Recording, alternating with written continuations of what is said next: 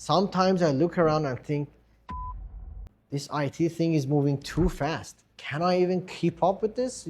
It's too much. With the rise of AI, cost cutting, outsourcing, that safe feeling that most IT professionals used to have, it's gone. If you click this video because you're an IT professional and deep down you know the landscape has changed, you have that weird feeling that something is not right, you have that fear inside you, I don't know, maybe you've been in your current IT role for quite some time and you know something has to change. But you're stuck in this comfortable zone where on one hand, you know things need to change, but on the other hand, distractions, laziness, family stuff, they keep pulling you back.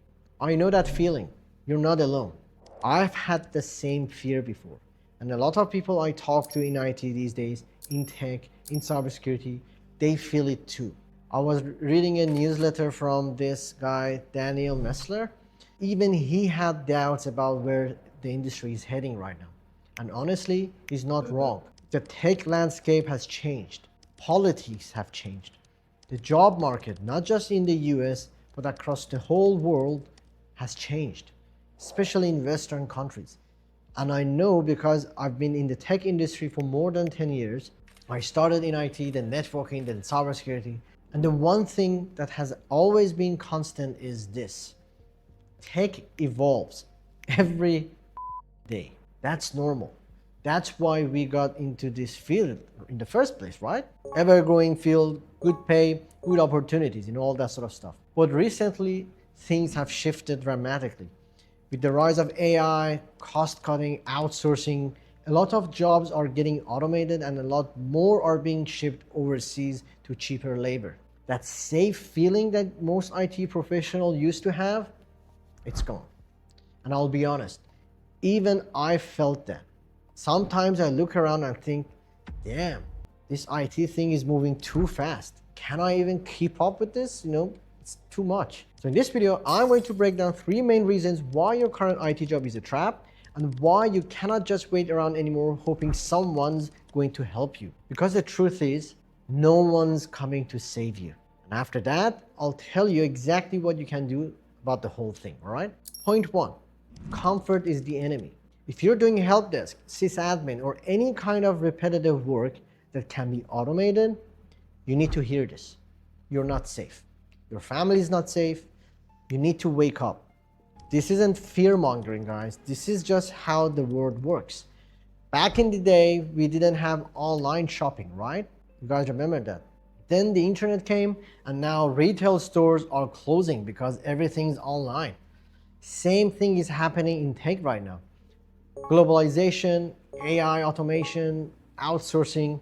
If your role is based on repeatable tasks, you're standing in the middle of the road while a truck called progress is coming straight at you. If you want to achieve something great, you have to get uncomfortable. You have to keep learning, improving, upgrading yourself. Because if you don't, one day you wake up in your 40s or 50s, laid off from your job, and you realize the world doesn't need your old skills anymore. That's just reality. Point 2, loyalty is a trap.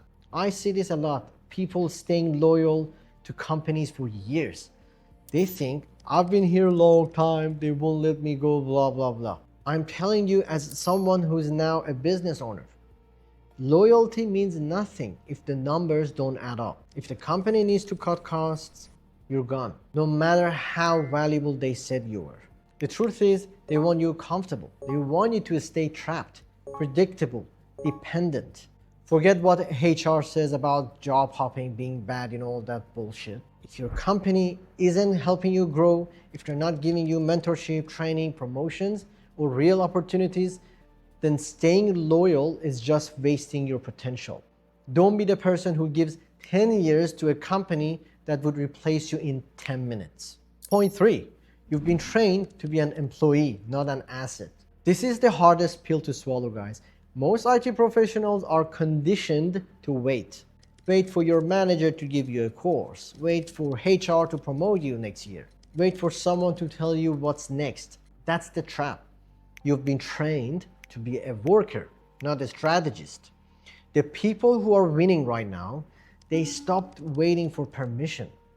They stopped thinking like employees. They start thinking like operators. They're not just maintaining systems anymore. They're building systems that maintain themselves. That's the difference between being replaceable and being irreplaceable. So, what's the solution, you might ask? Here is the part most people skip. You cannot control AI. You cannot control globalization. You cannot control how companies operate. But you can control how much you evolve, how valuable you become, and how fast you adapt. The solution isn't chasing every new certifications in the market, under the sun.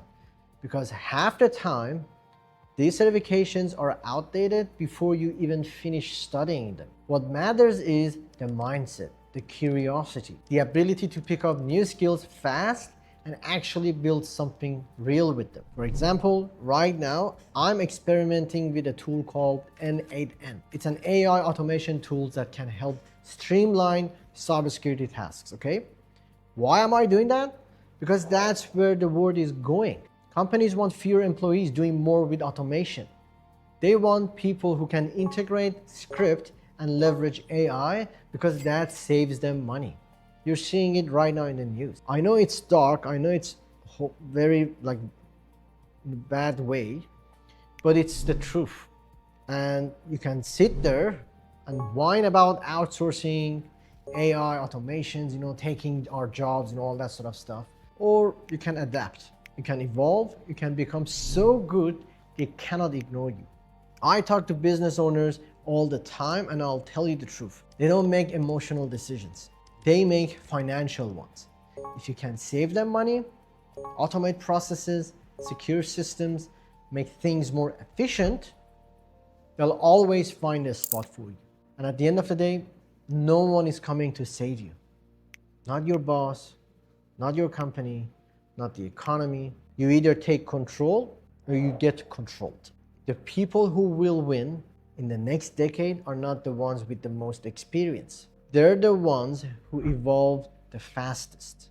Remember that. They're the ones who evolved the fastest.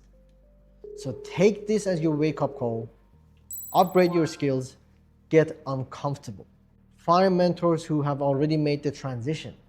Copy what they're doing right now. You don't need to reinvent the whole wheel. Just move faster than the person next to you, okay? Because the real trap isn't your IT job. It's staying the same while the world moves on without you. No one's coming to save you. So get up and start saving yourself. By the way, if you want to learn how to break out of that IT trap that you're in right now, moving to cybersecurity, I've built a free mini course showing the exact process I used and how hundreds of others have done it too. You can click here somewhere in the video and watch the whole playlist. Alrighty, let's get straight into it. You want to build a cybersecurity career, but you don't just want to study. You want to practice.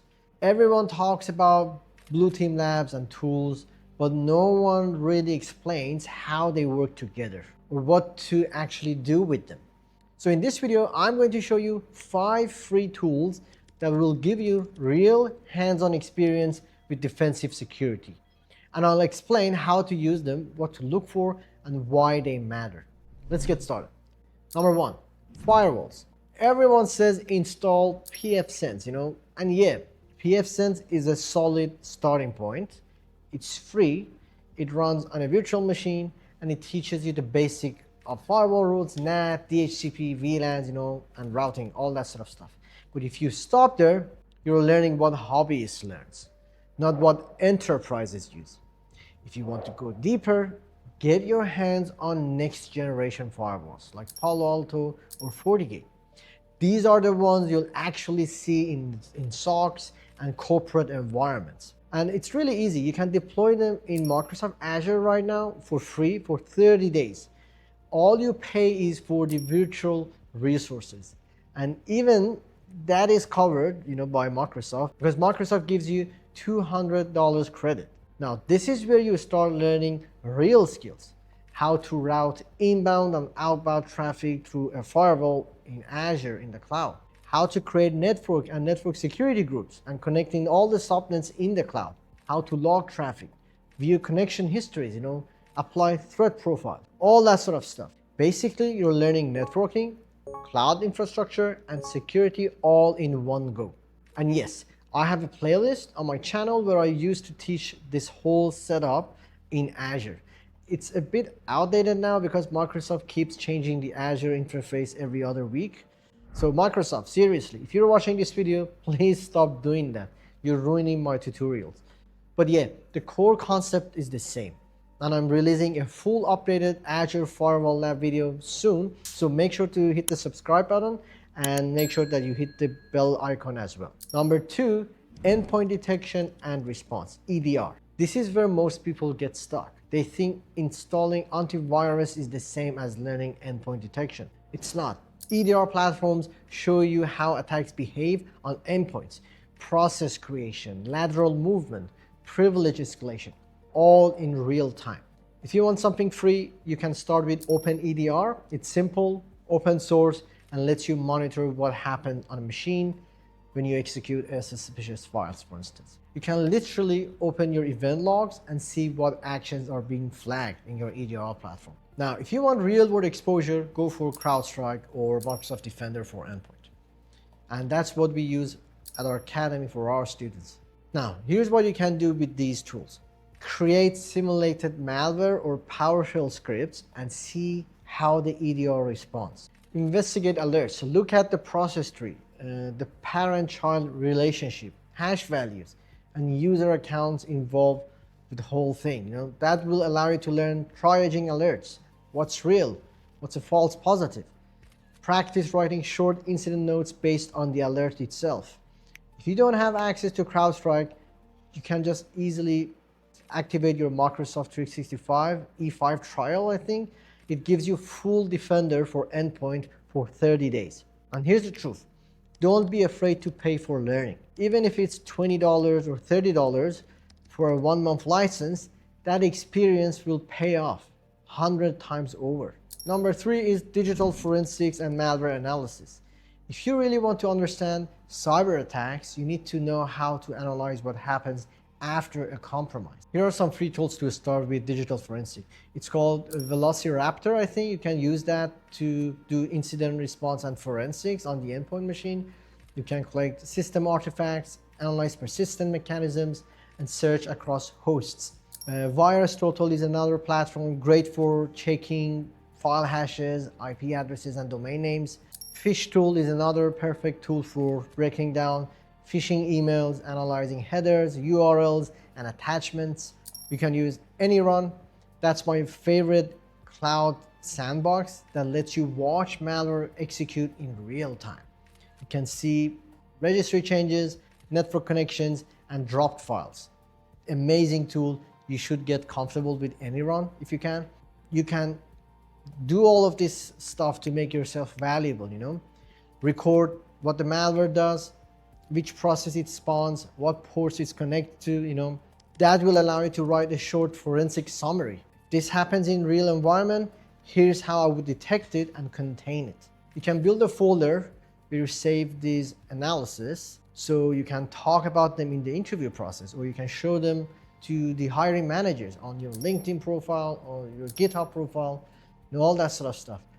This is how you move from I've studied cybersecurity to I've actually done the work. And number 4 is network monitoring and intrusion detection systems. If you have never configured Snort or Suricata, this is where you start learning how traffic inspection works.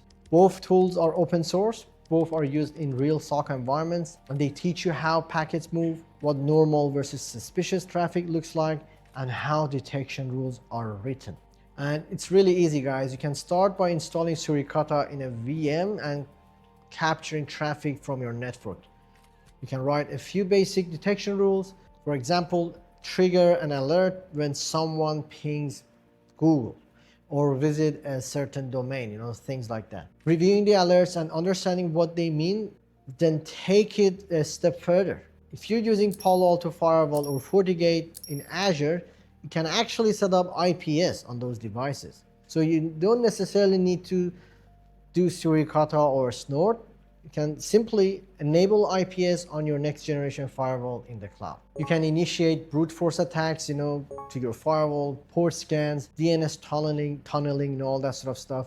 And you'll know how to filter noise from real incidents by going through the logs on your firewall. That's how you start developing real detection skills. So build things, break things in the cloud, work with these tools because it will allow you to gain real world experience. Number 5 is vulnerability scanning and risk prioritization. Finally, let's talk about vulnerability management. This is something that a lot of beginners skip, You can use OpenVAS. It's a completely free tool, or Nessus Essentials. It's also free for your home use. You can run them inside your lab environment and scan your VMs, Windows, Linux, whatever you have in your network. It will show you all the vulnerabilities that exist in your environment. Now, here's what matters. Don't just look at the list of vulnerabilities and walk away. That's what amateurs do.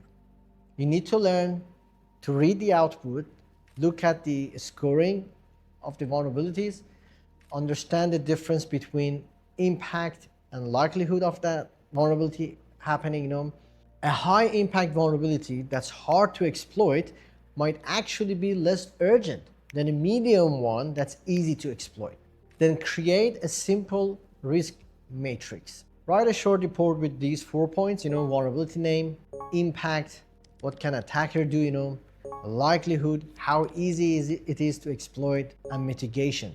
What are the things that we're going to do to patch, change configuration, or compensating controls. That's the kind of thinking security analysts use daily.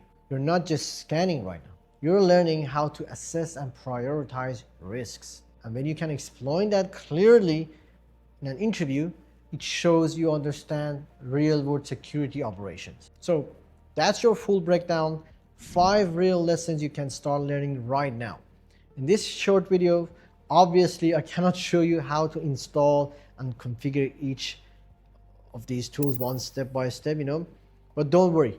I'm working on a detailed tutorial on how to build your complete home lab using free and open source tools.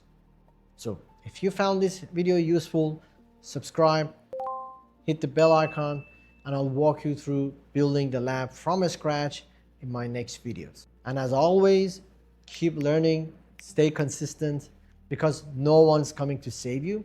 It's on you to build the skills that make you irreplaceable.